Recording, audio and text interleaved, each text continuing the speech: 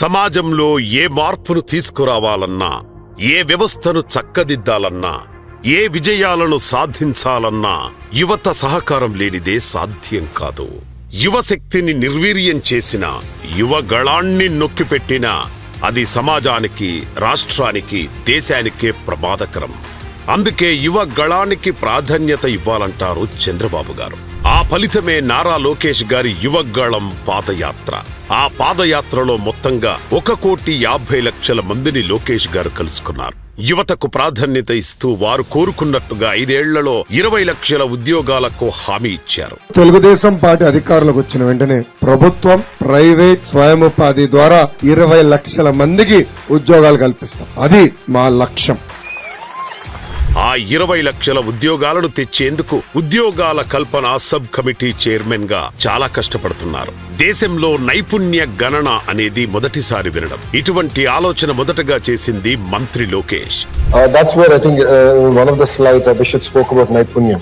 Naipunyam is a very interesting experiment, if I may, which we're going to launch in October, where we're trying to match the supply and demand. Where I have youngsters who are well educated, who are searching for jobs, and then there's demand. I'm going to do the matchmaking, but we are building skill development into it, where assessment will be done, where state will guarantee that, in IT, this is the kind of level that this person is at. And then what is the skill intervention that's also required? The state is willing to do the skill intervention on your behalf. So I think Andhra Pradesh is uniquely positioned to deliver that. And we'll be one of the very first states to do.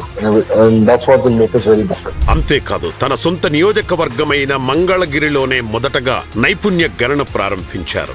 Jagan హయాంలో యువతను మత్తుకు బానిసలను చేస్తే అభివృద్ధి గురించి, ఉద్యోగాల గురించి, పాలకుల దోపిడీ గురించి అడగరన్న కుట్రతో ప్రభుత్వమే డ్రగ్స్ వ్యాపారాన్ని ప్రోత్సహించింది. ఆ సమయంలోనే బాధ్యత గల యువకుడిగా డ్రగ్స్ వినియోగ వ్యతిరేక పోరాటాన్ని మొదలుపెట్టారు నారా లోకేష్ గారు. ప్రతి పాఠశాలలో, కళాశాలలో ఈగల్ టీంలను ఏర్పాటు చేయించి డ్రగ్స్ వద్దు బ్రో అనే పేరుతో క్యాంపెయిన్ నిర్వహిస్తున్నారు.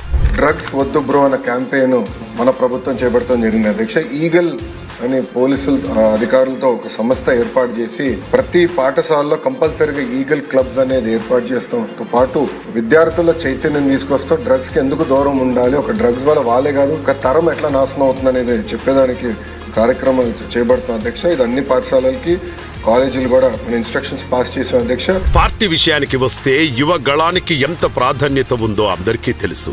అలాగే సాంకేతికతపై పట్టున్న లోకేష్ గారు పార్టీ పర్యవేక్షణ కోసం మై టీడీపీ యాప్ ను సమర్థవంతంగా వాడుతున్నారు. పార్టీ కార్యక్రమాల్లో చురుగ్గా పాల్గొంటూ మై టీడీపీ యాప్ ను సమర్థవంతంగా వినియోగిస్తున్న టాప్ 10 పర్ఫార్మర్లతో యువనేత నారా లోకేష్ గారు ఇటీవల మంగళగిరిలోని టీడీపీ కేంద్ర కార్యాలయంలో కలిసిన విషయం అందరికీ తెలిసిందే.